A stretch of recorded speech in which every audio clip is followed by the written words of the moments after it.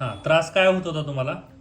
गुडघे दुखायचे, बर. खांदे दुखायचे हा. आणि पायाच्या बोटांना सूज यायची, हाताच्या बोटांना सूज यायची बर. आणि मनगट आहे ना, तर मनगटाला पण सूज यायची, पण फार दुखायचं.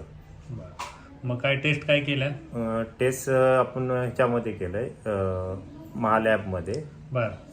त्याच्यामध्ये रिपोर्ट पहिला आला होता 9 पॉईंट काहीतरी युरिक ऍसिड 87 वाढलं होतं. युरिक ऍसिड वाढलेलं होतं. हा, आधी 9.87 होतं. त्याच्यानंतर 3 6 वर. महिन्यांनी चेक केलं, 6 वर आलं.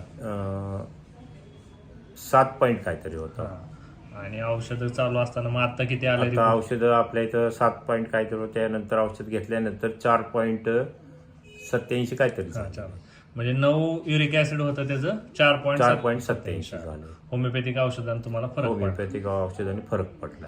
आणि तुमच्या मुलाला पण होतं ना सेम? माझ्या मुलाला पण होता, त्याला पण फरक पडलाय. त्याचं पण असंच होतं, 9 पॉईंटच होतं काहीतरी. त्याचा आता 5 पॉईंट काय सुद्धा 74. 74. दोघांनाही औषधाने चांगला फरक पडलाय. दोघांना फरक पडलाय चांगला.